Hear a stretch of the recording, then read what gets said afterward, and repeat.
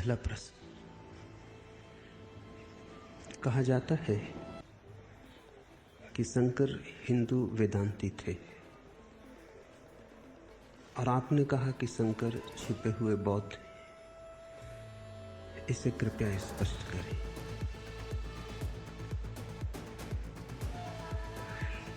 शंकर छिपे हुए बौद्ध भी हैं, छिपे हुए जैन भी, छिपे हुए मुसलमान भी। वैसे ही जैसे बुद्ध छिपे हुए हिंदू हैं, छिपे हुए जैन भी, छिपे हुए ईसाई भी, और वैसे ही जैसे क्राइस्ट छिपे हुए हिंदू हैं, छिपे हुए मुसलमान, छिपे हुए बौद्ध भी। जिन्होंने जाना है उन्होंने एक को ही जाना है, दो हैं ही नहीं जानने को। हिंदू, मुसलमान, ईसाई सब ऊपर ऊपर के नाम हैं, ऊपर की पहचान है, भीतर का सत्य एक है। भाषा अलग होगी, जो कहा गया है वह अलग नहीं है। ढंग अलग होगा कहने का, समझाने की प्रक्रिया अलग होगी, लेकिन जो स्वाद मिला है उसके अलग होने की कोई संभावना नहीं है। इसे ठीक से समझ लेना जरूरी है। इसकी ना समझी न मालूम कितने उपद्रव का कारण बनती। हिंदू मुसलमान से लड़ते हैं, जैन बौद्धों से लड़ते हैं, और जहां किसी तरह का संघर्ष दिखाई पड़े समझ लेना कि सत्य वहां से खो जाता है। तुम्हारे लड़ने में ही सत्य की हत्या हो जाती है, तुम्हारे संघर्ष में ही असत्य निर्मित हो जाता है। क्योंकि जहां भी संघर्ष है वहीं हिंसा है। फिर चाहे हिंसा शरीर के संघर्ष में प्रकट हो या बुद्धि के संघर्ष में, इससे कुछ भेद नहीं पड़ता। दूसरे को मिटाने की चेष्टा चाहे शरीरगत हो और चाहे मानसिक, हिंसा हिंसा है। दूसरे में गलत देखने की आकांक्षा और वृत्ति हिंसा का ही फैलाव है। जब तक तुम विपरीत में भी स्वयं को न देख पाओ तब तक जानना मन से ऊपर उठना नहीं हुआ, चेतना के मंदिर में प्रवेश नहीं हुआ। उस मंदिर के बहुत द्वार हैं और प्रत्येक द्वार से प्रवेश संभव है। और जो मंदिर में प्रविष्ट हो जाता है वो द्वार को भूल जाता है। कौन याद रखता है द्वार को प्रवेश के बाद?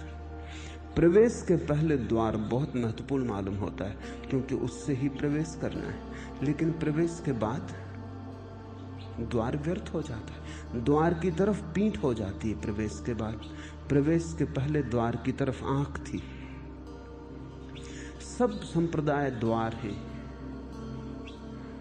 और जब तक संप्रदाय तुम्हें बहुत महत्वपूर्ण मालूम पड़े, हिंदू, मुसलमान, जैन, तब तक जानना मंदिर में प्रवेश नहीं हुआ, अभी द्वार पर आंख अटकी है। जब मंदिर में प्रवेश हो जाएगा तो द्वार की तरफ पीठ हो जाएगी। न हिंदू अर्थपूर्ण रह जाएगा, न मुसलमान अर्थपूर्ण रह जाएगा। वो जो महाअर्थ प्रकट होगा मंदिर के अंतर्ग्रह में, वो तुम्हारे संप्रदाय को ही नहीं, तुम्हारे शास्त्र को ही नहीं, तुम्हें भी मिटा ले जाएगा। सब कुछ बह जाएगा उस बाढ़ में, और उस बाढ़ के बाद जो बच रहता है वही तुम्हारा स्वभाव है। उस बाढ़ में जो भी प्रभाव था सब बह जाएगा। उस बाढ़ में जो भी ऊपर के आवरण से सब बिखर जाएंगे। उस बाढ़ में जो भी विजाती था उससे तुम्हारे संबंध टूट जाएंगे। केवल तुम बचोगे अपनी शुद्धतम कुंवारेपन, अपनी निर्दोषिता में, और उसका स्वरूप तुम लाख उपाय करो तो भी बिना अनुभव के नहीं समझा जा सकता। उसका स्वाद ही लेना होगा, उस मस्ती में डूबना ही होगा, उस नशे को पीना ही होगा। जब तक तुम मदमत्त होकर, सब भांति खोकर, सब कुछ लुटाकर उसमें न डूब जाओगे, जब तक तुम बाकी रहोगे तब तक संसार बाकी रहेगा। जब तुम मिट जाओगे तभी परमात्मा शुरू होता है। जहां तक खुदी है वहां तक खुदा नहीं, और जहां खुदी की समाप्ति है वहीं खुदा का प्रारंभ है। शंकर छिपे हुए बौद्ध हैं क्योंकि वे वही कह रहे हैं जो बुद्ध ने कहा, और बुद्ध भी छिपे हुए वेदांती थे क्योंकि वे वही कह रहे थे जो उपनिषद ने कहा है। कपड़े अलग हैं और कभी कभी कपड़े विरोधी भी मालूम पड़ते हैं। इसे थोड़ा समझें। बुद्ध ने उपनिषद और वेदों का विरोध किया और फिर भी उन्होंने उपनिषद वेद को ही सिद्ध किया। विरोध करना पड़ता है। उपनिषद जब जन्मे, जब उपनिषद की गंगा पैदा हुई तो गंगा बड़ी स्वच्छ थी, निर्मल थी, गंगोत्री थी। फिर गंगा बही, हजारों लोगों का स्नान हुआ, हजारों गांवों से गुजरी, गंदी हुई, कूड़ा करकट हुआ, नदी नाले गिरे। जो गंगोत्री में गंगा की पवित्रता है वो आके काशी में नहीं रह जाती, वो रह नहीं सकती। जैसे जैसे समय बीतता है वैसे वैसे मूल स्रोत अपनी स्वच्छता को खो देता है। उपनिषद जब पैदा हुए बुद्ध के कोई 2500 साल पहले, तब उनकी गरिमा अनूठी थी। उनके शब्द शब्द में प्रकाश था, पंक्ति पंक्ति में परमात्मा था। बुद्ध के समय तक वो गरिमा खो गई, धूल जम गई। दर्पण तो रहा लेकिन बहुत धूल से भर गया, अब उसमें कोई प्रतिबिंब नहीं बनता था। अब दर्पण अंधा हो चुका था, लेकिन दर्पण के आसपास बड़ा संप्रदाय खड़ा हो गया था। अगर बुद्ध चेष्टा भी करें कि हम दर्पण को साफ कर दें तो वो साफ नहीं करने देंगे, क्योंकि जिसे बुद्ध धूल कहते हैं सांप्रदायिक बुद्धि उसी को अपना धर्म कहती है। दर्पण को तो सांप्रदायिक बुद्धि जानती भी नहीं, जमी हुई धूल को ही जानती है। वो धूल को ही श्रृंगार मानती है, धूल ही आभूषण है। कैसे राजी हो सकती है सांप्रदायिक बुद्धि कि तुम धूल को झाड़ दो? उसका तो अर्थ हुआ हमारा धर्म ही नष्ट हो जाएगा। इस धूल के कारण बुद्ध को इस दर्पण को भी इंकार करना पड़ा, क्योंकि जब तक इस दर्पण को इंकार न किया जाए दूसरे दर्पण के लिए लोगों को राजी नहीं किया जा सकता। लेकिन दूसरा दर्पण ठीक वैसा ही दर्पण है जैसा पहला दर्पण था। फर्क इतना ही है कि पहला पुराना हो गया, जराजीर्ण हो गया, उस पर धूल जम गई। सत्य संगठित हो गया, बस मर जाता है। अभी दूसरा सत्य फिर नया है, नवजात, सुबह की ओस की भांति ताजा। नया सत्य भी थोड़े दिन में फिर पुराना हो जाएगा। शंकर के पैदा होते होते बुद्ध का सत्य भी वैसा ही पुराना हो गया। समय किसी को भी क्षमा नहीं करता, और समय तो हर चीज पर धूल जमा देता है। जो चीज आज नई है कल पुरानी हो जाएगी। जो आज छोटा सा नवजात शिशु है कल बूढ़ा हो जाएगा। जिसके स्वागत में आज बैंड बाजे बजाए थे कल उसको मरघट पर विदा कराना पड़ेगा। जैसे व्यक्ति पैदा होते हैं और मर जाते हैं, वैसे ही धर्म भी पैदा होते हैं और मर जाते हैं। समय की धारा में जो भी प्रवेश करता है वो जरा जीर्ण होगा, बूढ़ा होगा, व्यर्थ होगा, कचरा हो जाएगा।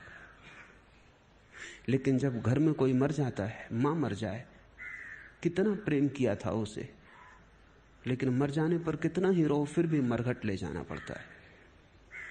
अब कोई ना समझ अगर मां की लाश को घर में रख के बैठ जाए तो जो जिंदा हैं उनका जीना मुश्किल हो जाएगा।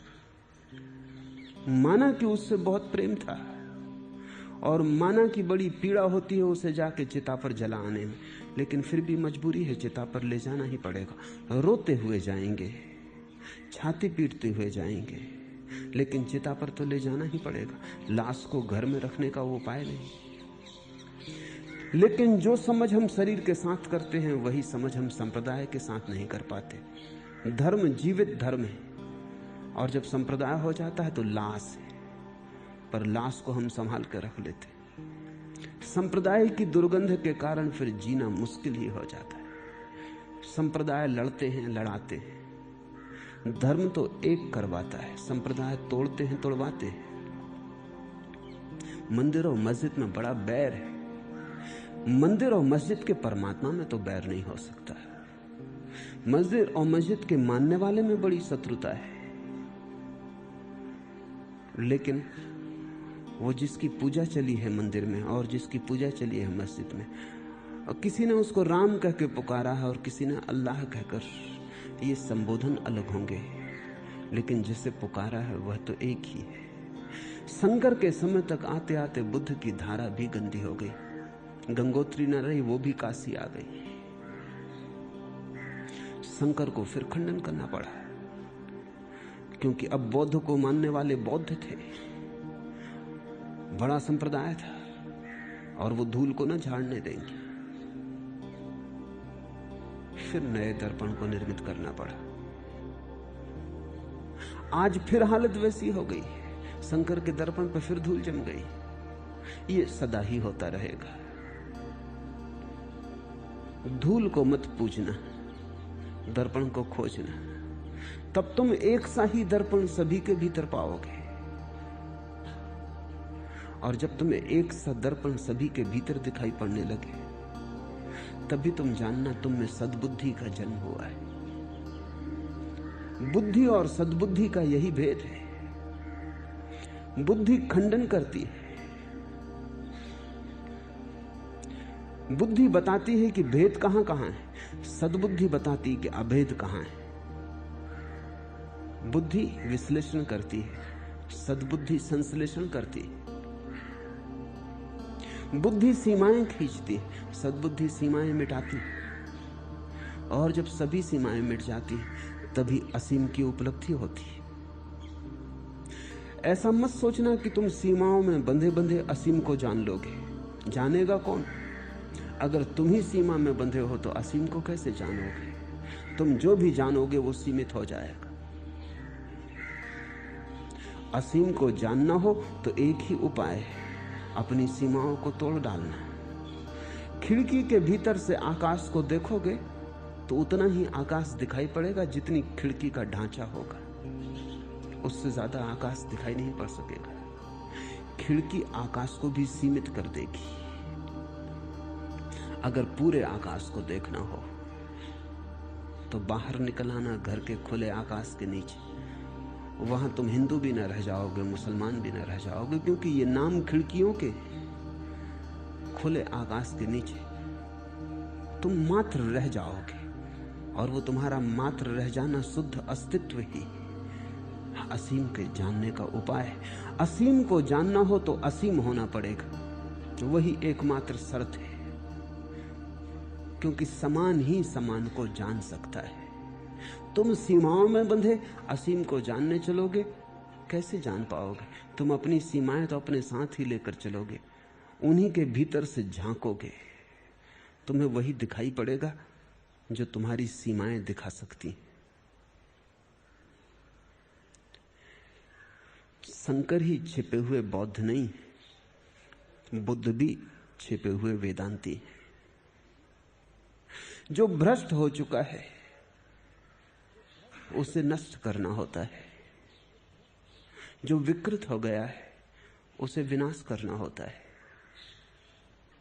जो जराजीर्ण हो गया है उसे चिता पर रखना होता है, ताकि नए के लिए स्थान रिक्त हो जाए।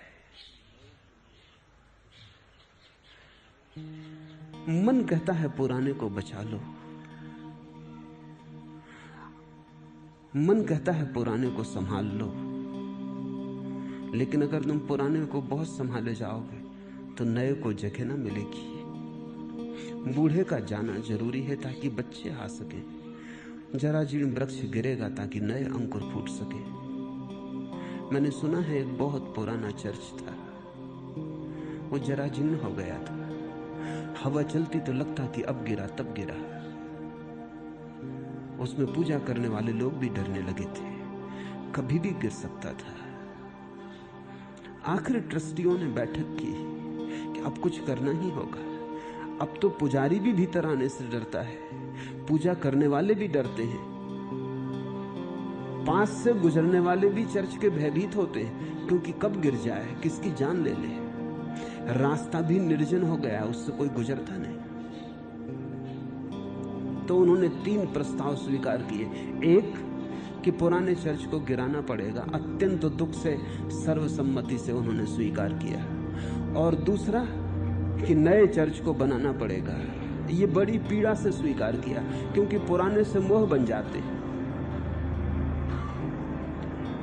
नए से तो परिचय ही नहीं है, अभी नया तो अभी पैदा ही नहीं हुआ, तो नए से तो मोह कैसे हो सकता है? पुराने से मोह होता है। इसलिए तो अगर छोटा बच्चा मर जाए तो उतना दुख नहीं होता। जैसे जैसे उसकी उम्र बड़ी होने लगेगी उतना ज्यादा दुख होगा, क्योंकि उतना परिचय हो जाएगा, उतना संबंध बन जाएगा, उतने राग निर्मित हो जाएंगे। पुराने को गिराना है दुख से, नए को बनाना है मजबूरी है। और तीसरा प्रस्ताव उन्होंने पास किया कि नए चर्च को हम पुराने चर्च की जगह ही बनाएंगे, और जब तक नया न बन जाए तब तक हम पुराने का उपयोग जारी रखेंगे। और नए चर्च में हम पुराने चर्च के ही पत्थरों का उपयोग करेंगे, और जब तक बन न जाए नया चर्च तब तक हम पुराने का उपयोग जारी रखेंगे। और ये भी सर्वसम्मति से स्वीकार कर लिया। वो चर्च अब भी खड़ा है, वो गिर नहीं सकता। मोह मन के बड़े गहरे हैं। और मैं उसी व्यक्ति को धार्मिक कहता हूं जो पुराने को छोड़कर नित्य नूतन और नवीन में जागता चला जाए, जो सदा अपने कुंवारेपन को बचाने में समर्थ है, वही धार्मिक है। जो प्रतिपल अतीत से ऐसे ही बाहर निकल आता है जैसे सांप अपनी पुरानी केंचुली को छोड़ के बाहर निकल आता है, फिर पीछे लौट के भी नहीं देखता। अगर तुम सद नूतन को साध लो, अगर तुम प्रतिपल नए में जीवित हो जाओ, अगर तुम पुराने कूड़े कबाड़ को न धो, तो उस नवीनता में ही तुम सनातन को पालोगे। उस प्रतिपल नए होते में ही परमात्मा छिपा है।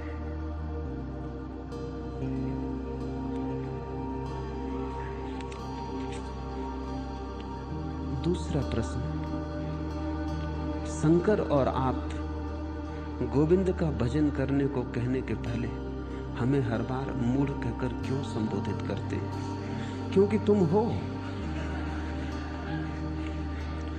कुछ अन्यथा कहना झूठ होगा। और शंकर जब कहते हैं भज गोविंदम भज गोविंदम भज गोविंदम मूढ़ मते, तो बड़े प्रेम से कहते हैं, उनकी करुणा के कारण कहते हैं। वो तुम्हें गाली नहीं दे रहे हैं, क्योंकि शंकर तो गाली दे कैसे सकते हैं? शंकर से तो गाली निकल नहीं सकती, वह तो असंभव है। वे तुम्हें चेता रहे हैं, वे तुम्हें जगा रहे हैं, वे तुम्हें धक्का दे रहे हैं। वे कह रहे हैं उठो, सुबह हुई, बड़ी देर हो गई और तुम अभी तक सो रहे हो। वे मूढ़ कहते हैं क्योंकि जब तक वे कुछ कठोर शब्द ना कहें तुम्हारी नींद ना टूटेगी। और वे मूढ़ कहते हैं क्योंकि यही सत्य है, यही यथार्थ है। मूढ़ता का अर्थ है मूर्छा। मूढ़ता का अर्थ है सोए सोए जीना। मूढ़ता का अर्थ है विवेकहीनता। मूढ़ता का अर्थ है जागरण की कमी, होश का न होना। जब तुम क्रोध में होते हो तब तुम ज्यादा मूढ़ हो जाते हो, क्योंकि तब होश और भी खो जाता है। लेकिन कभी कभी तुम होश में होते हो तब तुम उतने मूढ़ नहीं होते। और तुम भी जानते हो कि कभी तुम कम मूढ़ होते हो, कभी ज्यादा मूढ़ होते हो। कभी मन में मोह भर जाता है तो मूढ़ता बढ़ जाती, कभी मन में वासना भर जाती तो मूढ़ता भर जाती।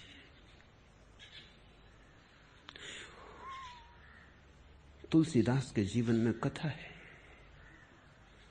कि पत्नी मायके गई थी तो वर्षा की रात में सांप को पकड़ के वो चढ़ गए। घर के पीछे से प्रवेश कर रहे थे चोर की भांति। बड़ी गहरी मूढ़ता रही होगी कि सांप भी दिखाई न पड़ा, रस्सी समझ में आया। वासना बड़ी तीव्र रही होगी, कामना ने बिल्कुल अंधा कर दिया होगा, आंखें बिल्कुल अंधेरे से भर गई होंगी, नहीं तो सांप दिखाई ना पड़े। हालत तो ऐसी है कि अक्सर रस्सी में सांप दिखाई पड़ जाता है, भय के कारण। मौत आदमी को डराती, राह पर रस्सी पड़ी हो तो सांप दिख जाता है। इससे उल्टी हालत हुई, सांप था और तुलसीदास ने समझा कि रस्सी, और चढ़ गए। पकड़ा तब भी स्पर्श से पता न चला, बिल्कुल मूर्छित रहे होंगे, काम वासना ने पागल कर दिया होगा। पत्नी ने कहा, देख कर ये दशा कि जितना प्रेम मुझसे है, अगर इतना ही प्रेम परमात्मा से होता तो तुम अब तक महापद के अधिकारी हो जाते। पीछे लौट के सांप को देखा, ख्याल आया, वासना अंधा बना देती है। जीवन में एक क्रांति घटित हो गई, पत्नी गुरु बन गई, वासना ने निर्वासना की तरफ जगा दिया। संन्यास्त जीवन हो गया, परमात्मा को खोजने लगे। काम में जो शक्ति लगी थी वो राम की तलाश करने लगी। जो ऊर्जा काम बनती थी वही ऊर्जा राम बनने लगी। मूढ़ता ही वही ऊर्जा है जो आज सोई सोई है, वही कल जागेगी। जो आज छिपी पड़ी है वही कल प्रकट होगी। मूढ़ता ही प्रज्ञा बनेगी। वो जो तुम्हारी नींद है वही तुम्हारा जागरण बनेगी। इसलिए उससे नाराज मत होना और ना ही मन में निंदा से भरना और ना ही अपनी मूढ़ता को छिपाने की कोशिश करना। बहुत लोग वही कर रहे हैं। वो महामूढ़ है जो मूढ़ता को छिपाने की कोशिश कर रहे हैं। तो तुम छोटी मोटी जानकारी इकट्ठी कर लेते हो, अपनी मूढ़ता को जानकारी से ढांक लेते हो। भीतर घाव रहते, ऊपर से तुम फूल लगा लेते हो। शास्त्र से उधार लिया ज्ञान ऐसे ही फूल है, दूसरों से उधार ली जानकारी ऐसे ही फूल है जिनमें तुम ढांक लेते हो मूढ़ता को और भूल जाते हो। मूढ़ता को भूलना नहीं है, मूढ़ता को याद रखना है, क्योंकि याद रखो तो ही उसे मिटाया जा सकता है। भूल गए तो मिटना असंभव है। इसलिए शंकर पद पद पर दोहराते हैं, भज गोविंदम भज गोविंदम भज गोविंदम मूढ़मते। तुम्हारी बेहोशी को देखकर करुणावश दोहराते हैं। तुम्हें याद रहे कि तुम मूढ़ हो, ये कहीं भूल ना जाए, और तुम्हारी पूरी चेष्टा है कि भूल जाए। तुम पूरी उपाय करते हो कि किसी तरह ये बात भूल जाए कि मैं मूढ़ हूं। तुम मान के चलते हो कि मैं ज्ञानी हूं। सिर्फ ज्ञानी ही मानते हैं कि वो ज्ञानी नहीं है। अज्ञानी तो सभी मानते हैं कि वो ज्ञानी है। अज्ञानी तो बड़ी अकड़ से संघर्ष करता है अपने ज्ञान का। वो तो मानने को राजी नहीं होता कि मैं नहीं जानता हूं। सिर्फ परम ज्ञानी ही मानने को राजी होते हैं कि क्या हम जानते हैं। एडिसन ने कहा कि लोग कहते हैं कि मैं बहुत जानता हूं और मेरी हालत ऐसी है जैसे एक छोटे बच्चे ने सागर के किनारे कुछ शंख और सीप इकट्ठे कर लिए। इतना ही मेरा ज्ञान है, मुट्ठियों में थोड़े से शंख सीप और विराट सागर पड़ा है जिसको मैं जानता नहीं हूं। तुम्हें अपना छोटा सा ज्ञान बहुत बड़ा मालूम पड़ता है। एक छोटा सा दिया जला लिया है, उसकी टिमटिमाती रोशनी पड़ती है चारों तरफ, थोड़ी सी जगह रोशन हो जाती, इसको तुम ज्ञान कहते हो। और अनंत पड़ा है, अंधकार से भरा, उसका तुम्हें कोई होश नहीं है। जब तुम समझोगे अपनी मूर्खता को तो तुम कहोगे ये भी कोई ज्ञान है, ये टिमटिमाती दिए की रोशनी। अनंत पड़ा है यात्रा के लिए, अनंत पड़ा है अन्वेषण के लिए, अनंत पड़ा है खोजने के लिए। और मैं इन शंख सीपियों को हाथ में बटोर कर ज्ञानी हो रहा हूं। तब तुम इस ज्ञान को भी छोड़ दोगे, और जिस दिन तुम जानोगे कि तुम मूढ़ हो, इस होश से भरोगे, उसी दिन मूढ़ता पिघलने लगी। क्योंकि ये होश मूढ़ता के बाहर ले जाएगा। मूढ़ता बेहोशी है, तो होश के साथ टूटने लगेगी। मनोवैज्ञानिक कहते हैं कि अगर किसी पागल को यह समझ में आ जाए कि मैं पागल हूं, तो वो ठीक हो जाए। पागल को समझ में नहीं आता कि वो पागल है, वो तो यही समझता है कि दुनिया पागल है। खलील जिब्रान ने लिखा है कि एक मित्र पागल हो गया, तो वो उसे मिलने पागल खाने गया। वो एक बेंच पर बैठा था बगीचे की पागल खाने की। जिब्रान उसके पास जाके बैठ गया और उसने बड़े दया भाव से कहा कि मित्र, बड़ा दुख होता है तुम्हें यहां देखकर। उसने बड़े गौर से जिब्रान को देखा और कहा, दुख? दुख किस बात का? जिब्रान ने कहा, यह देखकर कि तुम्हें पागल खाना आना पड़ा। वो पागल हंसने लगा। उसने कहा, तुम गलती में हो। जब से हम यहां आए तब से ही हमें गैर पागलों का सत्संग हुआ। बाहर तो सब पागल, और उनसे छुटकारा हो गया, ये हमारा सौभाग्य। तुम इसे पागल खाना समझ रहे हो? पागल खाना बाहर है, दीवालों के बाहर। यहां थोड़े से चुने हुए बुद्धिमान लोग रहते। पागल को समझ में कैसे आए कि वो पागल है? इतनी ही समझ होती तो पागल कैसे होता? और पागल को इतना ही समझ आ जाए कि मैं पागल हूं, तो पागलपन टूटने लगा। ऐसा समझो कि रात तुम्हें नींद में समझ में आ जाए कि तुम सपना देख रहे हो, तो सपना टूटने लगा। सपना देखने के लिए जरूरी है कि तुम्हें याद ना आए कि तुम सपना देख रहे हो। सुबह याद आएगी जब सपना टूट जाएगा। जब सपना चल रहा है तब तो तुम ऐसे समझोगे कि सब सत्य हो रहा है। अगर वहीं बीच सपने में याद आ जाए कि ये सपना है, उसी वक्त टूट जाएगा। गुरजीएफ अपने शिष्यों को कहता था कि बड़े सपने को तोड़ने के पहले छोटे सपनों को तोड़ना सीखो। ये बड़ा संसार माया है, इसको तुम तोड़ ना पाओगे जब तक तुम छोटे सपने ही नहीं तोड़ सकते। रात का सपना ही नहीं टूटता तो दिन का सपना क्या खाक टूटेगा? तो गुरजीएफ अपने शिष्यों को कहता था कि रात सोते वक्त, प्रति रात सोते वक्त एक ही ध्यान करते हुए सो कि जब सपना आए तो साथ मुझे याद भी आ जाए कि ये सपना है। कोई 3 साल लगते हैं रात का सपना तोड़ने में। 3 साल निरंतर प्रति रात्रि यही विचार, यही चिंतन, यही मनन, यही ध्यान करते सोते सोते एक दिन ऐसी घड़ी आती है, परम सौभाग्य की घड़ी है वो, जिस दिन अचानक रात में सपने के साथ ही याद भी आ जाती है कि ये सपना है। बस इतनी याद आते ही सपना टूट जाता है और नींद में भी होश प्रवेश हो जाता है।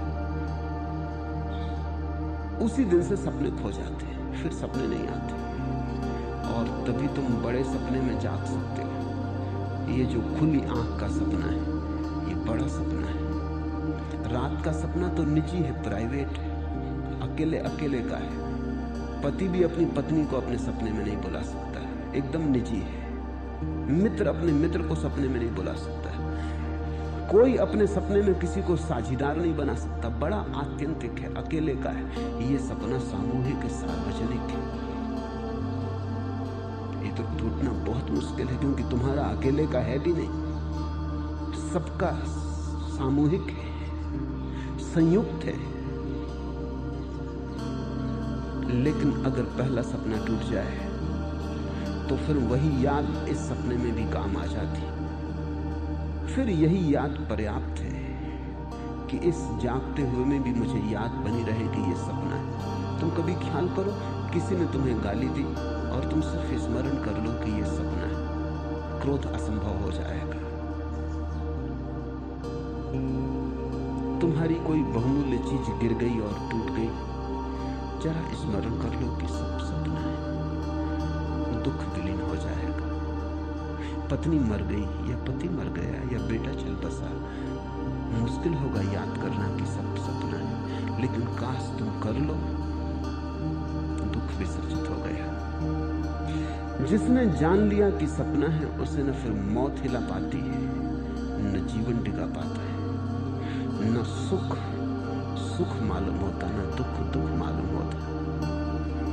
इसी को तो बुद्धत्व कहा है, इसी को जिनत्व कहा है। यही परम प्रज्ञा है कि न दुख छुए न सुख छुए।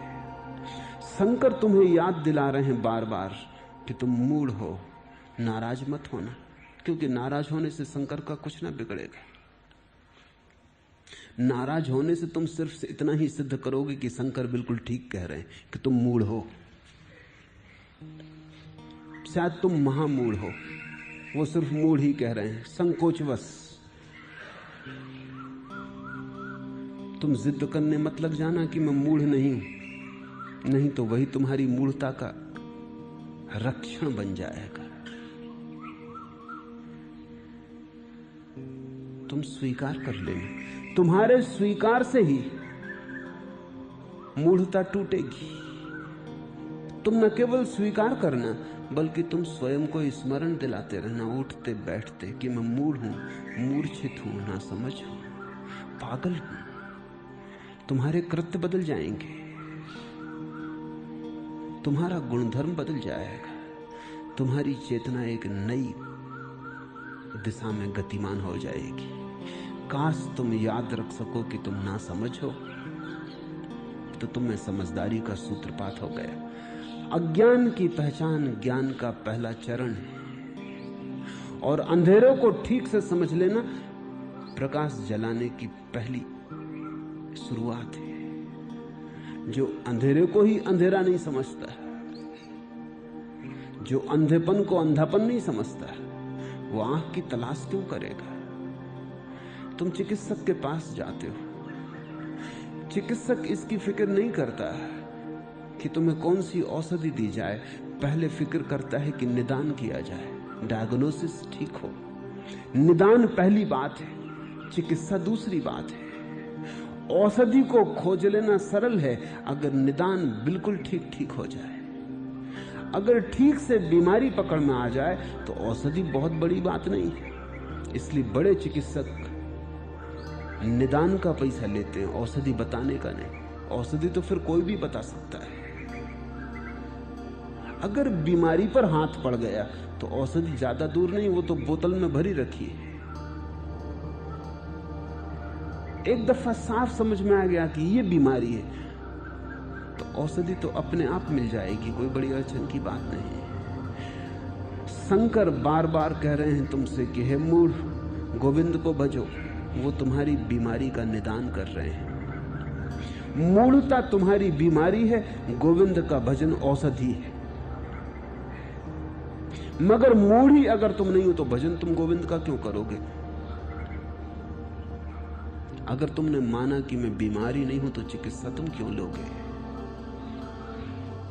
अगर तुम अपनी बीमारी की ही रक्षा कर रहे हो और तुम दावा करते हो कि मेरी बीमारी मेरा स्वास्थ्य है, तो फिर तुम असाध्य हो, फिर तुम्हारा वो उपचार नहीं हो सकता।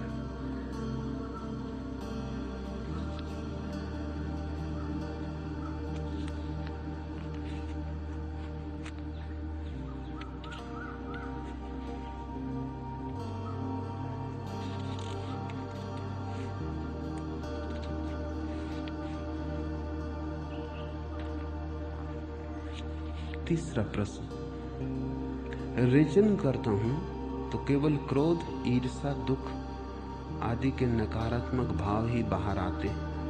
प्रेम, भक्ति, आनंद और धर्म के भाव क्यों बाहर प्रकट नहीं होते? क्या वे मेरे भीतर नहीं?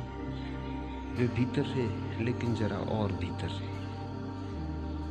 जैसे कोई कुएं को खोदता है तो पहले तो कंकड़, पत्थर, मिट्टी ही हाथ आती, जल थोड़ी एकदम से हाथ आ जाता है। फिर हर एक की जमीन भी अलग अलग है। कहीं 30 फीट पे पानी निकल आता है, कहीं 60 फीट पे पानी निकलता है। पानी जरूर है, ऐसी कोई भी जमीन नहीं है जिसके नीचे पानी ना हो। गहराई का फर्क हो सकता है। अगर कोई सरल चित्त व्यक्ति खोदेगा तो जल्दी ही पानी मिल जाएगा 2, 4, 10 फीट की गहराई पर।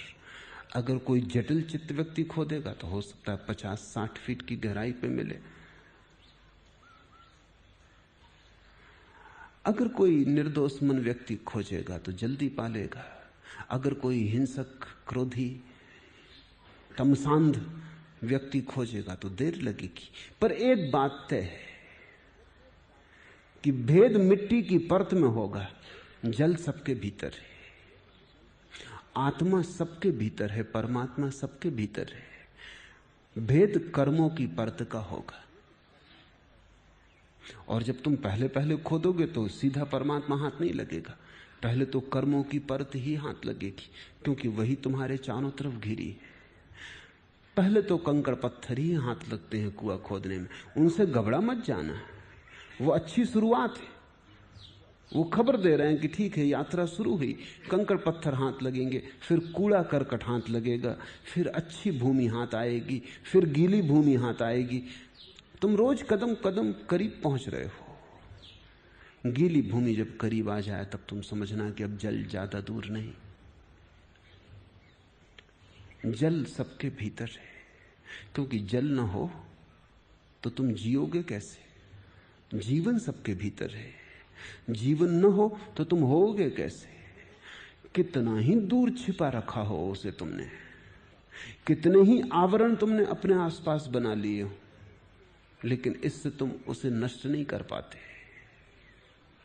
आत्मा तुम्हारे कर्मों से दब सकती है, नष्ट नहीं होती। अब ये तुम पर निर्भर है कि तुमने कितना दबाया है। उतना ही रेचन करना पड़ेगा। और जन्मों जन्मों में हमने दबाया है, इसलिए घबराना मत। रेचन करता हूं तो केवल क्रोध, ईर्ष्या, दुख आदि के नकारात्मक भाव ही हाथ आते। ठीक है, शुभ लक्षण है, उलीच डालो इनको। जब ये बिल्कुल उलीच डालोगे तो इनके नीचे ही छुपी हुई तुम दूसरी धाराएं भी पाओगे। जिस दिन तुम्हारे भीतर से क्रोध बिल्कुल उखाड़ के फेंक दिया जाएगा, उस दिन तुम पाओगे करुणा हाथ आने लगी, क्योंकि करुणा क्रोध का दूसरा पहलू है। जिस दिन तुम पाओगे कि तुम्हारे भीतर से हिंसा बिल्कुल उखड़ गई, वहीं से अहिंसा की शुरुआत हो जाएगी। जब तक तुम पाओगे कि नकारात्मक भाव मिल रहा है, तब तक घबराना मत, खोदते चले जाना। उसके ही नीचे कहीं विधायक भाव भी छिपा है, लेकिन खुदाई करनी पड़ेगी। आलस्य से नहीं हो सकेगा। सतत श्रम जरूरी है और सतत जागरूकता जरूरी है, क्योंकि एक हाथ से तुम खोद सकते हो और दूसरे हाथ से पत्थर मिट्टी वापस डाल सकते हो। सुबह ध्यान जब करोगे तो क्रोध को बाहर निकाल दोगे, और दिन भर बाजार में क्रोध को फिर इकट्ठा कर लोगे, तब तो फिर ये खुदाई कभी ना हो पाएगी। ये तो ऐसा हुआ कि किसी आदमी ने दिन भर कुआं खोदा और रात भर मजदूर लगा के उसे वापस पुरवा दिया, फिर दूसरे दिन सुबह कुएं को खोदना शुरू कर दिया। जीसस की एक कथा है कि एक आदमी ने गेहूं का खेत बोया, लेकिन अचानक पाया कि कोई व्यक्ति घास पात के बीज उसमें फेंक गया है, उसके खेत को नष्ट करने को। नौकर बहुत चिंतित हुए, और जो प्रधान नौकर था वो तो बहुत ही चिंतित हुआ। उन सब ने बैठक की कि क्या करें, ये तो सारी फसल खराब हो जाएगी। मालिक से पूछा, मालिक ने कहा अभी जल्दी मत करो, अब अभी अगर तुम घास पात को उखाड़ने जाओगे तो गेहूं के नन्हे पौधे मर जाएंगे। अब फसल जब काटेंगे तभी दोनों को अलग कर लेंगे। नौकरों को बात जची नहीं। नौकरों ने आपस में सोचा कि ये बात तो ठीक नहीं है, बुराई को अभी मिटा देना उचित है। लेकिन मालिक अगर गलत भी कहे तो मानना पड़ता है। फिर भी उन्होंने कहा हम खोजबीन जारी रखें कि किसने ये शरारत की है। और हमारा मालिक इतना भला आदमी है, सज्जन है, किसने उसके साथ ऐसी शत्रुता की है। उन्होंने बहुत खोजा लेकिन कोई पता ना चला। लेकिन एक सांझ एक नौकर आया प्रधान नौकर के पास और उसने कहा कि मुझे क्षमा कर दें, अब और ज्यादा देर में ये राज छुपाने में असमर्थ हूं। मैं जानता हूं कि किसने ये घास पात के बीज फेंके, क्योंकि मैं उस समय जाग रहा था और मैंने उस आदमी को मेरी आंख के सामने से खेत में जाते देखा। लेकिन मुझे लगता है वो आदमी होश में नहीं था, क्योंकि मैं सामने खड़ा था। उसने ना तो मुझे पहचाना और न मुझे देखा। वो जैसे नींद में था। अब तक मैं छिपाए रहा, अब छिपाना मुश्किल हो रहा है। प्रधान नौकर तो बहुत नाराज हुआ। उसने कहा कि तुम इतनी देर क्यों छिपाए? उस नौकर ने कहा अभी भी मेरी हिम्मत नहीं थी आके कहने की, लेकिन अब बर्दाश्त के बाहर है, पहले मेरी पूरी कथा सुन लो। प्रधान ने कहा तुम पहले उस आदमी का नाम बताओ, वो कौन है, उसे सजा दी जाएगी। वो नौकर जो रहस्य का उद्घाटन करने आया था सिर झुका के बैठ गया। प्रधान ने पूछा तुम बोलते क्यों नहीं, उसका नाम लो, डर क्या है? उस नौकर ने कहा तुम भरोसा ना कर सकोगे, वो हमारे मालिक ने ही वो बीज फेंके। वो घास पात भी हमारे मालिक ने ही वो बीज फेंके। तब दोनों ने तय किया कि इस बात को छिपा के ही रखना उचित है, किसी से कहना उचित नहीं। जीसस की ये कथा ये कहती है कि दिन में तुम जो बनाते हो रात तुम मिटाते हो। रात नींद में, बेहोशी में तुम वही सब मिटा देते हो जो तुमने दिन में होश में बनाया था। ऐसे लोग हैं जिनको निद्रा में चलने का रोग होता है। ऐसे मामले पाए गए, अदालतों में मुकदमे चले, क्योंकि कोई स्त्री रात को उठ के अपने ही कपड़ों में आग लगा देती और सुबह रात सो जाती, किसी को धोखा नहीं दे रही, क्योंकि अपने ही कपड़े हैं जिनका उसे बड़ा मूल्य और प्रेम है, और सुबह रोती चिल्लाती कि किसने कपड़े जलाती। अब कमरे में कोई आया नहीं, पति सोया है, पत्नी सोई है, कोई और आया नहीं, पति जला नहीं सकता, पत्नी के तो जलाने का सवाल ही नहीं, जरूर कोई भूत प्रेत है। लेकिन खोजबीन से पाया गया कि नींद में उठ के वो स्त्री ही जलाती रही। उसको निद्रा में उठने की बीमारी है। ऐसे लोग हैं जो नींद में उठ के अपने चौके में पहुंच जाते, कुछ खा पी के वापस आके सो जाते। सुबह तुम उनको पूछो वो कहेंगे हमें कुछ पता नहीं, हम उठे ही नहीं। शायद ज्यादा से ज्यादा उनने रात में सपना देखा हो कि उठ के चौके में गए, अगर ज्यादा से ज्यादा याद करेंगे, लेकिन वो कहेंगे वो सपना था, वो भी याद में नहीं आता। प्रत्येक व्यक्ति इस बीमारी का शिकार है गहरे अर्थों में। एक हाथ से तुम बनाते हो, दूसरे हाथ से तुम मिटाते हो। जिसको तुम प्रेम करते हो उसी को घृणा करते हो, जिसको तुम सम्मान करते हो उसी का मन में निरादर भी रखते हो।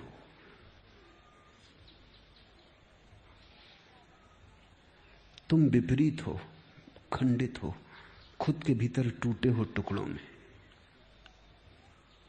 तुम अपने प्रेम को अपनी घृणा से नष्ट कर देते हो और अपनी करुणा को अपने क्रोध से मिटा डालते हो।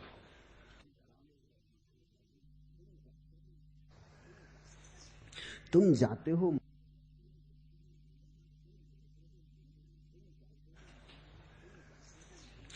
जाते हो मंदिर में परमात्मा का स्मरण करने, और मंदिर में भी बैठ के बाजार का स्मरण करते हो। जरूरत ही न थी जाने की, बाजार में ही बैठ सकते थे। लेकिन तुम्हारी तकलीफ यह है कि जब तुम दुकान पे बैठते हो तब मंदिर की याद भी आती। ऐसा भी नहीं कि याद नहीं आती, पर जब तुम मंदिर में होते हो तब दुकान की याद आती। मैंने सुना है एक सन्यासी मरा, जिस दिन मरा उसी दिन एक वेश्या भी मरी, दोनों आमने सामने रहते थे। देवदूत लेने आए तो सन्यासी को नरक की तरफ ले जाने लगे और वेश्या को स्वर्ग की तरफ। सन्यासी ने कहा रुको, कुछ भूल हो गई मालूम होता। ये क्या उल्टा हो रहा है? मुझ सन्यासी को नरक की तरफ, वेश्या को स्वर्ग की तरफ। जरूर संदेश में कहीं कोई भूल चूक हो गई। संसार का इतना बड़ा काम है, भूल चूक हो सकती है। छोटी मोटी सरकारें भूल करती तो पूरे विश्व की व्यवस्था में भूल हो जाना कुछ आश्चर्यजनक नहीं। तुम फिर से पता लगा के आओ।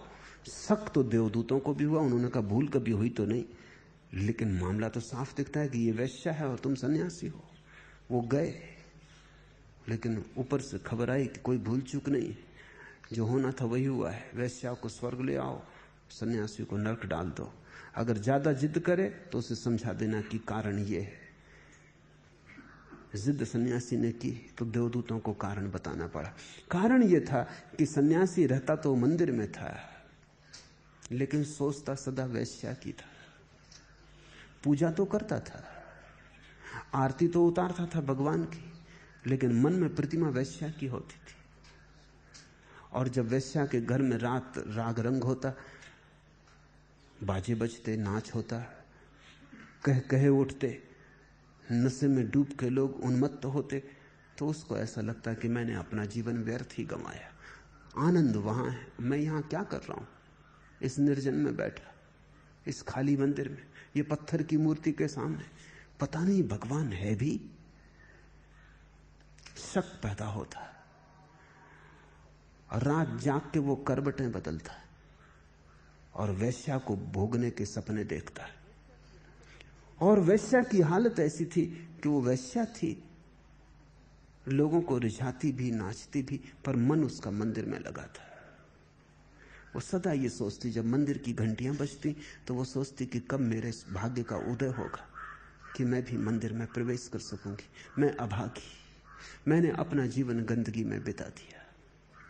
अगले जन्म में है परमात्मा, मुझे मंदिर की पुजारिन बना देना, मुझे मंदिर के सीढ़ियों की धूल भी बना देगा तो भी चलेगा। उनके पैरों के नीचे पड़ी रहूं जो पूजा को आते हैं, उतना भी बहुत है। जब मंदिर में सुगंध उठती धूप की तो वो आनंद मग्न हो जाती। वो कहती ये भी क्या कम सौभाग्य है कि मैं मंदिर के निकट हूं। बहुत हैं जो मंदिर से दूर हैं। माना कि पापनी हूं, लेकिन जब भी पुजारी पूजा करता तब भी वो आंख बंद करके बैठ जाती। पुजारी वेश्या की सोचता, वेश्या पूजा की सोचती। पुजारी नरक चला गया, वेश्या स्वर्ग चली गई। आदमी बड़ी दुविधा में है।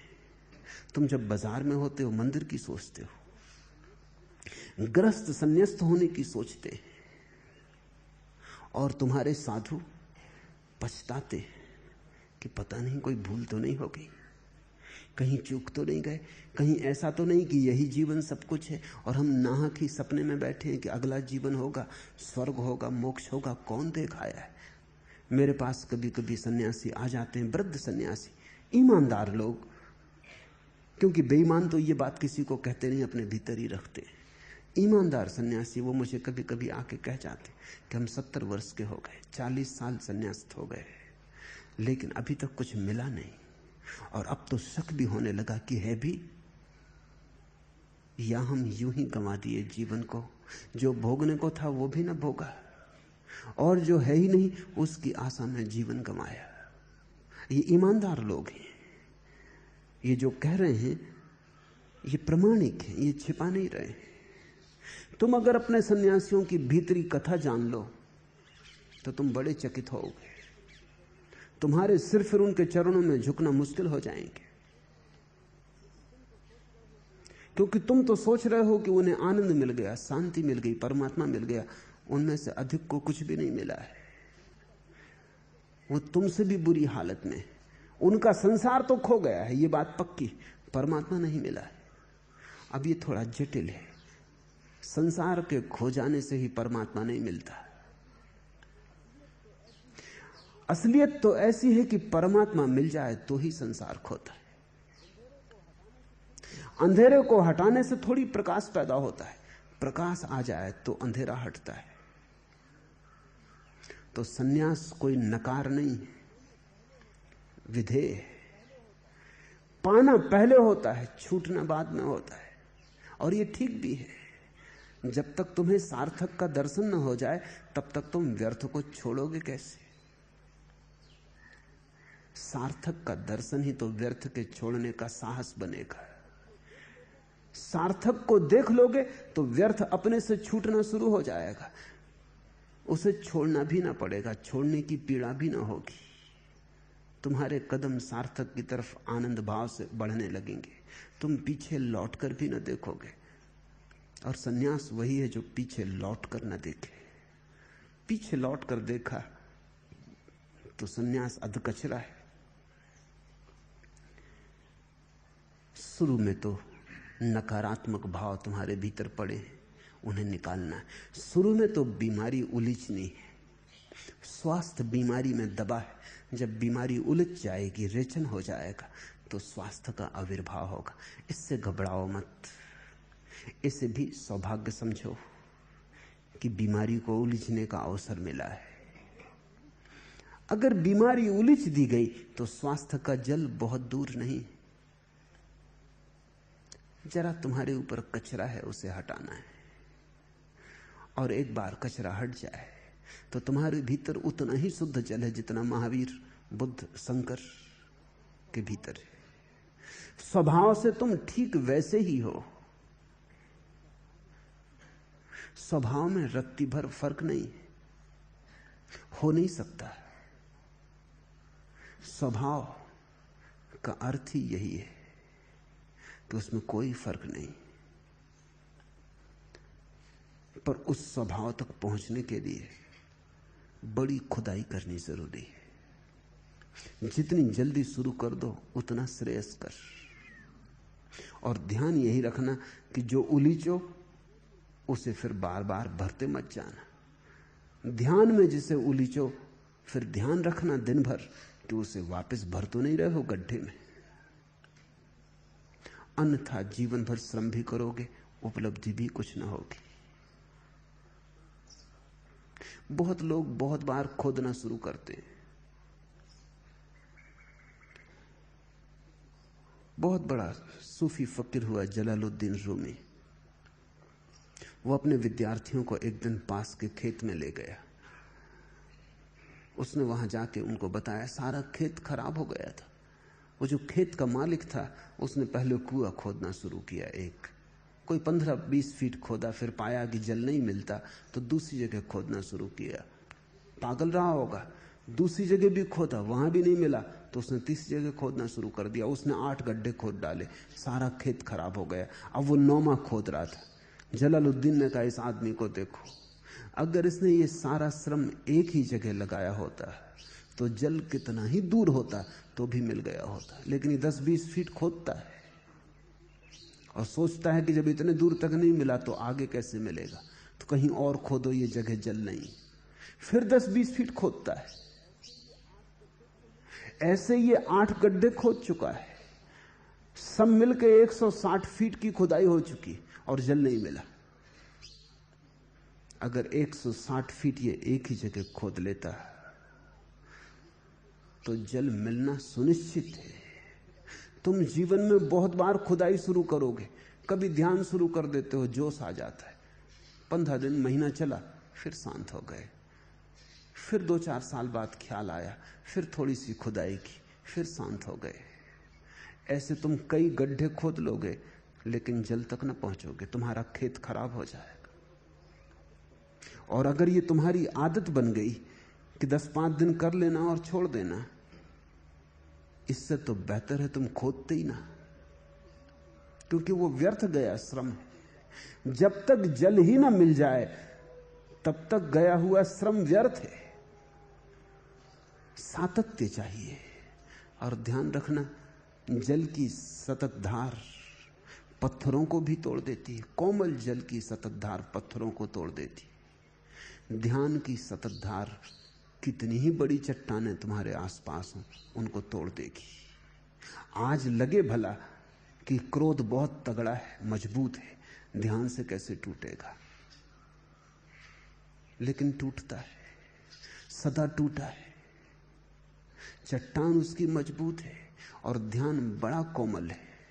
लेकिन यही जीवन का रहस्य है कि अगर कोमल की सततता बनी रहे तो कठोर से कठोर भी टूट जाता है।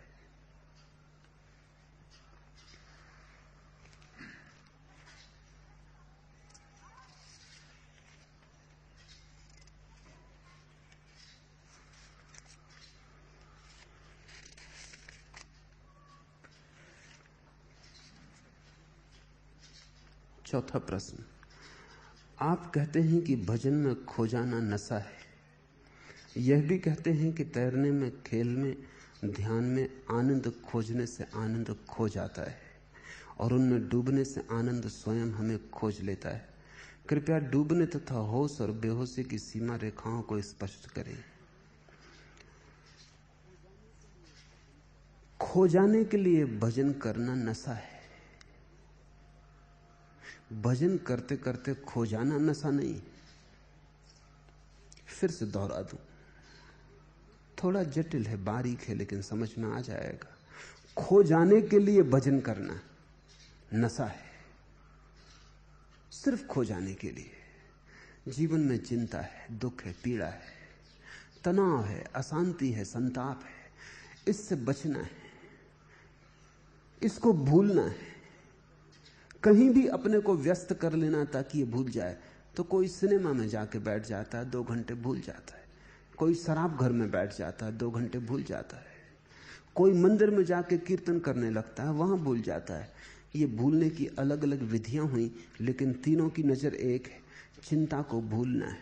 लेकिन घर लौट के चिंता प्रतीक्षा कर रही, फिर तुम वही के वही हो। वो 2 घंटे व्यर्थ ही गए, उनसे कुछ सार ना हुआ। उन 2 घंटों के कारण चिंता मिटेगी नहीं। भूलने की खोज करना नशा है, शराब है, और तुम चाहो तो धर्म की भी शराब बना सकते हो। लेकिन भजन करते खो जाना बिल्कुल दूसरी बात है।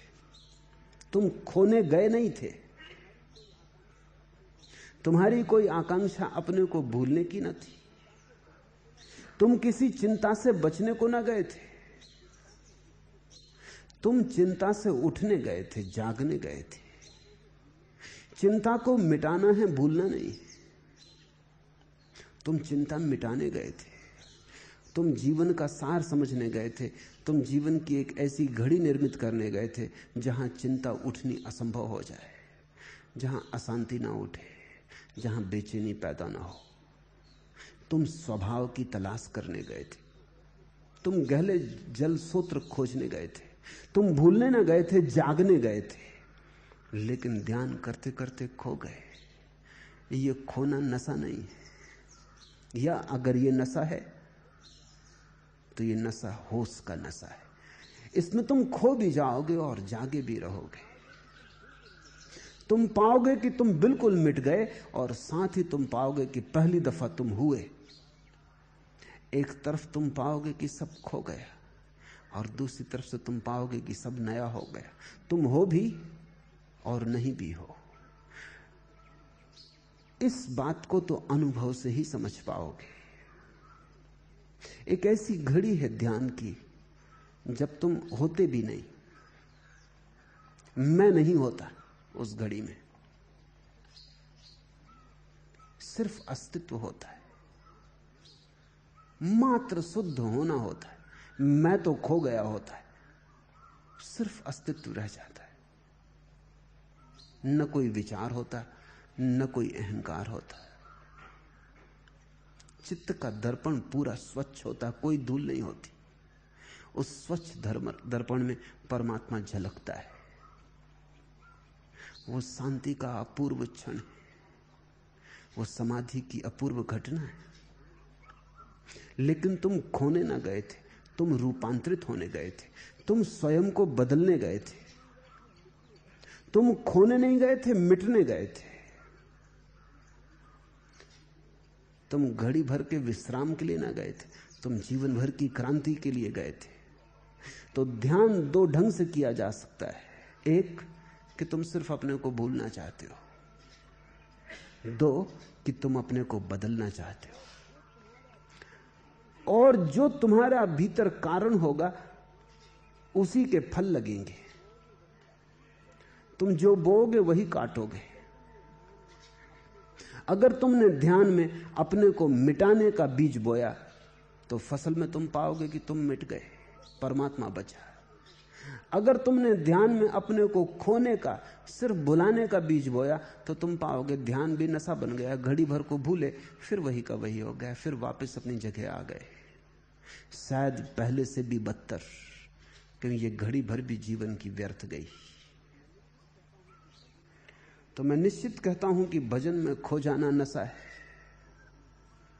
अगर तुम खो जाने के लिए ही गए, अगर तुम मिटने के लिए गए तो नशा नहीं है, तो जागरण है, तो होश है, तो अमूर्छा है, तो अप्रमाद है। और ध्यान रखना, तुम जब आनंद की तलाश को जाओगे तो आनंद को ना पाओगे, क्योंकि वो तलाश ही बाधा बन जाएगी। तुम जब आनंद के पीछे पड़ जाते हो तो तुम चूकोगे, क्योंकि आनंद तभी आता है जब तुम मांगते नहीं। आनंद सम्राटों के पास आता है, भिखारियों के पास नहीं। तुम जब भिक्षा का पात्र लेके जाते हो तब आनंद नहीं आता, जब तुम सम्राट की तरह खड़े हो जाते हो तब आता है। जब तक तुम मांगोगे तब तक न मिलेगा। जब तुम सब मांग छोड़ दोगे तब तुम पाओगे सब तरफ से दौड़ा चला आ रहा है। जीवन की गहरी से गहरी प्रतीति, जीवन का गहरा से गहरा नियम यही है। एस धम्मो सनातनो, यही सनातन धर्म है कि जब तक तुम खोजने के लिए दौड़ोगे तब तक ना पा सकोगे। थोड़ा समझने की कोशिश करो। तुम्हें किसी का नाम भूल गया, तुम कहते हो जवान पर रखा है। वो जवान पर रखा है तो बोलते क्यों नहीं? तुम लाख उपाय करते हो कि नाम याद आ जाए, और जितना तुम उपाय करते हो उतना ही याद नहीं आता। और तुम जानते हो कि तुम्हें मालूम है, और तुम कहते हो जवान पे रखा है, और तुम कहते हो ये आया और नहीं आता, और तुम बड़ी चेष्टा में हो, पसीने पसीने हो जाओ और नहीं आता। क्या तकलीफ हो जाती है? जब तुम बहुत ज्यादा खोजने लगते हो भीतर तो तनाव से भर जाते हो। तनाव के कारण मन संकीर्ण हो जाता है, जगह नहीं रह जाती, सिकुड़ जाता है। फिर तुमने कहा कि अब नहीं आता, जाने भी दो। तुम अखबार पढ़ने लगे या उठ के बगीचे में चले गए या चाय पीने लगे, और अचानक जैसे ही तुम भूल गए कि याद करना है, नाम आ गया। क्या घटना घटती है? जब तुम चेष्टा करते हो तब तुम बड़े अशांत हो जाते हो चेष्टा के कारण। लाना है और नहीं आ रहा है। जब तुम चेष्टा छोड़ देते हो तुम शांत हो जाते हो। उस शांति के क्षण में अपने आप आ जाता है। आनंद तुम्हारा स्वभाव है। जब तुम चेष्टा करते हो सुकड़ जाते हो, तुम्हारे भीतर है, कहीं से लाना नहीं है, लेकिन तुम इतने सुकड़ जाते हो कि जगह नहीं रह जाती आने की। तुमने देखा होगा जितनी तुम जल्दी करो उतनी देर हो जाती है। किसी दिन ट्रेन पकड़नी तो जल्दी करते हो तो बटन उल्टी लग जाती, नीचे की ऊपर लग जाती। जितनी जल्दी करते हो सूटकेस बंद नहीं होता, और भागा दौड़ी करते हो, चाबी घर भूल आए या टिकट ही नहीं ला पाए, स्टेशन भी पहुंच गए तो बेकार। और तुम जानते हो कि यही तुम अगर बिना बेचैनी के करो तो इतने ही समय में इससे ज्यादा सुविधा से हो जाएगा। रोज तुम कोट की बटन लगाते हो, कभी उल्टी नहीं लगती, लेकिन जिस दिन जल्दी हो उस दिन उल्टी लगती।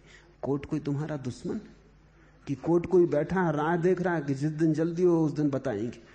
कोर्ट को क्या लेना देना है, लेकिन तुम्हारी जल्दी कपा देती है, चिंतित कर देती है, हाथ उल्टा सीधा घूम जाता है, कुछ का कुछ हो जाता है।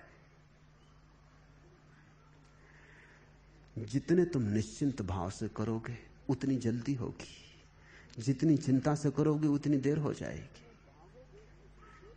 जितने भागोगे उतनी देर से पहुंचोगे, जितने आहिस्ता चलोगे उतने जल्दी पहुंच जाओगे। ये बात उल्टी लगती है नहीं, क्योंकि धैर्य बड़ी शक्ति है और न मांगना बड़ा गहरा आत्मविश्वास है। आनंद मिलता है तब जब तुम आनंद की तलाश ही नहीं कर रहे होते, तभी चारों तरफ से, बाहर भीतर से, सब तरफ से आनंद उत्सव शुरू हो जाता है। तलाश छोड़ो, मांग मत रखो, ध्यान को साधन मत समझो, साध्य समझो। ऐसा मत सोचो कि आनंद मिलेगा इसलिए कर रहे हैं, करने में आनंद लो। आनंद मिलेगा इसलिए नहीं, करना ही आनंद है। और जब करना आनंद बन जाए, साधन साध्य हो जाए, तो राह पर ही मंजिल आ जाती। तब तुम जहां बैठे हो वहीं तुम्हारा परमात्मा प्रकट हो जाता है। तुम्हें कहीं जाना नहीं पड़ता, और जाओगे भी तुम कहां, उसका कोई पता ठिकाना भी नहीं। उसके घर का तुम्हें कुछ सूत्र भी नहीं तुम्हारे हाथ में है, कहां खोजोगे? आनंद को कहां खोजोगे? सत्य को कहां खोजोगे? मोक्ष को कहां खोजोगे? तुम शांत होकर बैठ जाओ। बुद्ध की प्रतिमा देखी, महावीर की प्रतिमा देखी, शंकर की प्रतिमा देखी, चलते हुए नहीं मालूम पड़ रहे, भागते हुए नहीं मालूम पड़ रहे, कहीं जाते हुए नहीं मालूम पड़ रहे, बैठे हैं, शांत हैं। चेहरे पर इतना भी भाव नहीं दिखाई पड़ता कि कुछ खोज रहे हो। गौर से महावीर की प्रतिमा में देखना, चेहरे पे कोई जल्दी मालूम पड़ती, चेहरे पे कोई ऐसा भाव मालूम पड़ता है कि कोई खोज कर रहे हैं? कुछ भी नहीं मालूम पड़ता, बस बैठे हैं। न कोई खोज है, न कोई आकांक्षा है, न कोई फल है, न कोई भविष्य है, बस यहां और अभी। अगर तुमने महावीर, बुद्ध और शंकर की प्रतिमाएं देखी तो तुम उनको पाओगे कि उनका पूरा संदेश इतना है कि अभी और यहां शांत बैठे हैं। न कहीं जाना है, न कुछ होना है, न कुछ पाना है, कोई दौड़ नहीं, कोई वासना नहीं, बस उसी घड़ी में सब घट जाता है, बरस जाता है आकाश।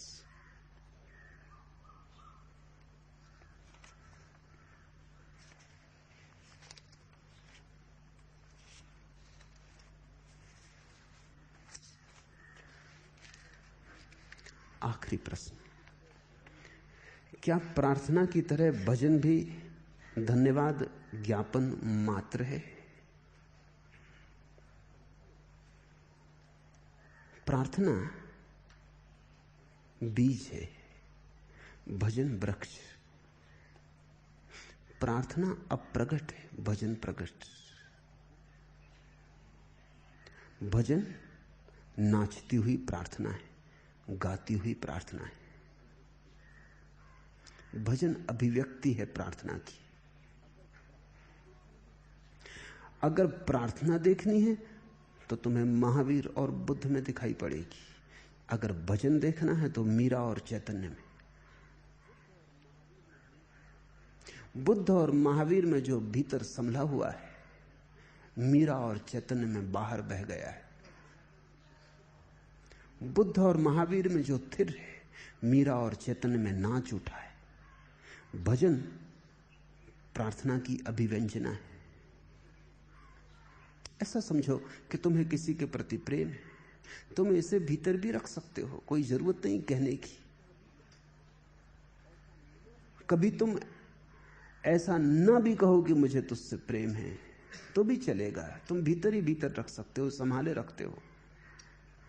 अक्सर स्त्रियां किसी को कहती नहीं कि उन्हें प्रेम है, संभाल के रखती है। कहना क्या? होना काफी है। लेकिन कभी प्रेम प्रकट भी होता है, कभी गीत में, कभी हाथ के स्पर्श में, कभी आंख की भाव व्यंजना में, कभी मौन में भी।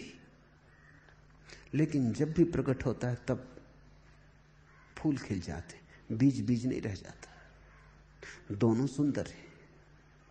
दो तरह के लोग हैं दुनिया में। कुछ लोग हैं जिन्हें प्रार्थना काफी है, कहने की कोई जरूरत नहीं है, जो अपने शून्य में और मौन में परमात्मा को साथ लेंगे। फिर दूसरे तरह के लोग भी हैं जिनको इतना काफी ना होगा। जब तक काफी से ज्यादा ना हो जाए उन्हें काफी ना होगा। जब तक उनके ऊपर से जलधार बहने ना लगे, जब तक उनकी प्याली इतनी लबालब ना हो जाए कि बटने लगे, बाहर उलझने लगे, तब तक काफी ना होगा। मीरा नाच उठती है। बुद्ध के प्याले से जो छलकता नहीं, मीरा से छलक जाता है। दोनों शुभ हैं। तुम अपनी प्रकृति को पहचानना। अगर तुम भीतर रखना चाहो कोई हर्जा नहीं, लेकिन अगर बांटना चाहो तो भी कोई हर्जा नहीं। और दोनों में मैं कोई तुलना नहीं करता। बीज भी सुंदर है क्योंकि फूल उसी से आता है, और फूल भी सुंदर है क्योंकि फिर बीज बन जाते हैं। दोनों जुड़े हैं। अभिव्यक्ति, अनभिव्यक्ति दोनों जुड़े, प्रकट अप्रकट दोनों जुड़े। तुम अपनी प्रकृति को खोज लेना, तुम्हें जो रुचिकर लगे। लेकिन ध्यान रखना, भजन अभिव्यक्ति है, प्रार्थना मौन है। पूछा है कि क्या प्रार्थना की तरह भजन भी धन्यवाद ज्ञापन मात्र है? नहीं, प्रार्थना धन्यवाद है, भजन अहोभाव। प्रार्थना कहती है जो दिया वो बहुत है,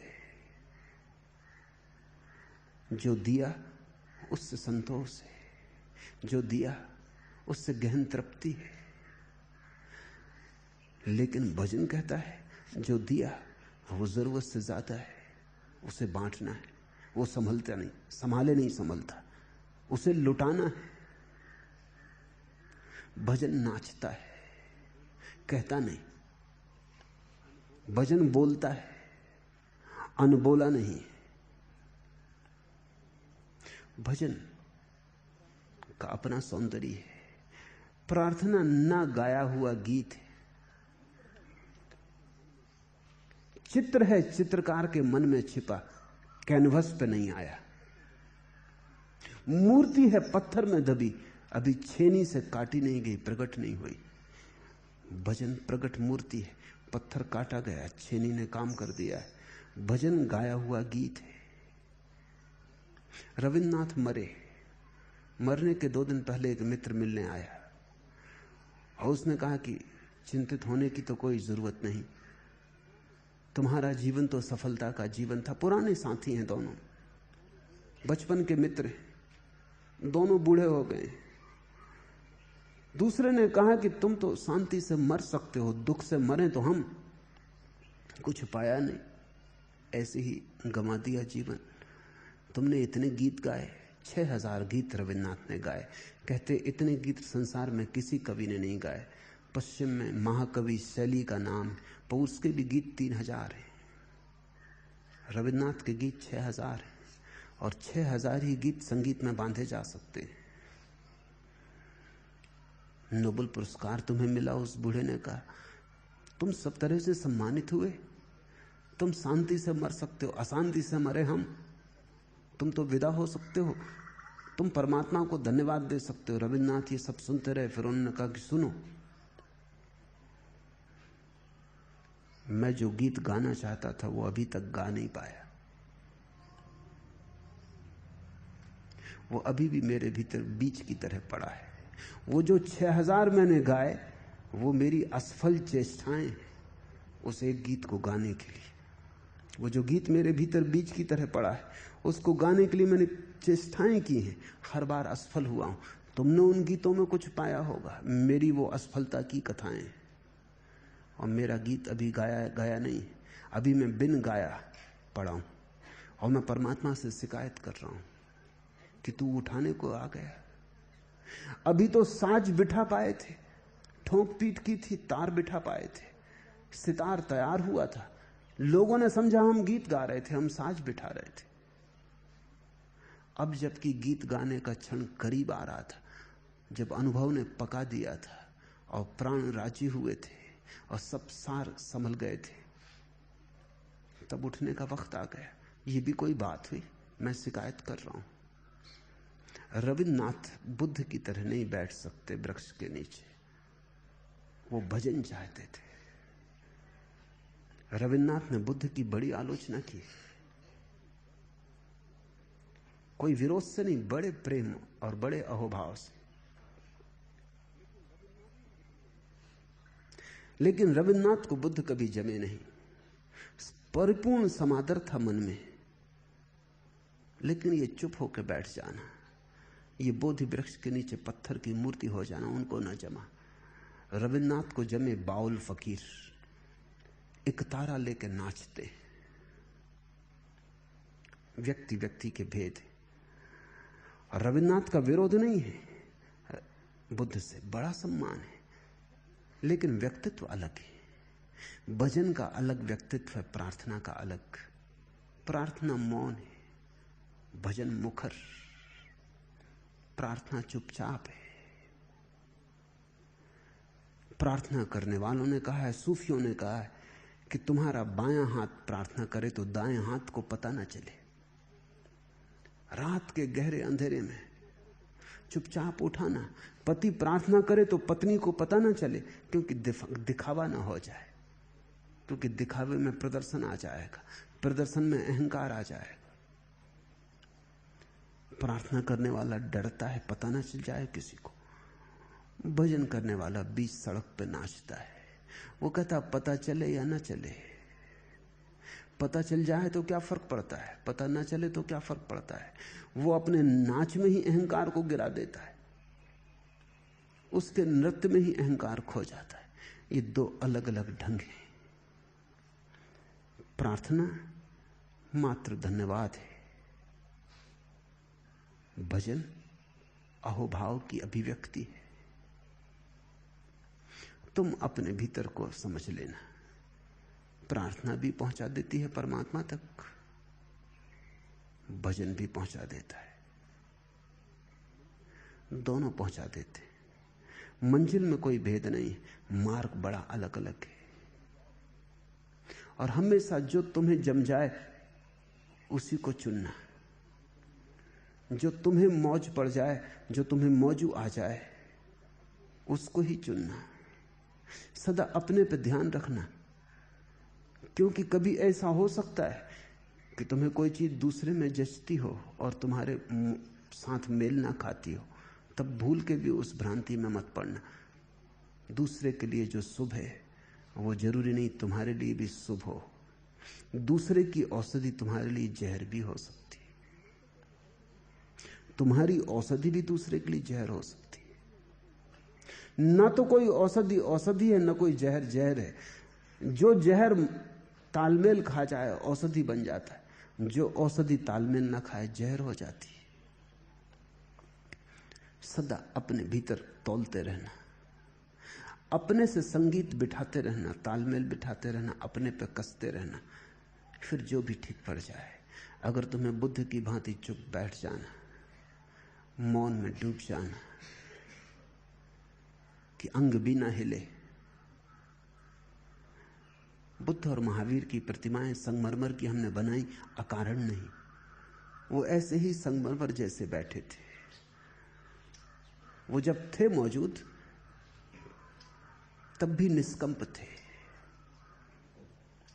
अब मीरा की प्रतिमा तुम संगमरमर में बनाओ, जचेगी ना। बनाई है लोगों ने, जचती नहीं। अगर मीरा की प्रतिमा बनानी हो तो जल की बनानी पड़ेगी, वो बनती नहीं। नाचती हुई, तरल, ठहरी हुई नहीं। मीरा एक गति है, एक भाव भंगिमा है, एक नृत्य है। महावीर एक ठहराव है। महावीर एक सरोवर है जहां तरंग भी नहीं उठती। मीरा एक जलधार है, पर्वत से गिरती जल प्रपात है जहां बूंद बूंद नाच रही है। बड़े भेद हैं, पर भेद मार्ग के। अंततः सरोवर भी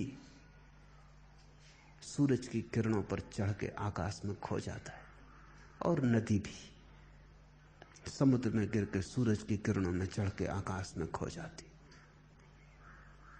मंजिल एक है, मार्ग अलग है। मंदिर एक है, द्वार अनेक है। अपना द्वार चुन लेना, दूसरे का अनुकरण मत करना। अनुकरण करने से संप्रदाय पैदा होता है, स्वभाव के अनुकूल चलने से धर्म। आज इतना है।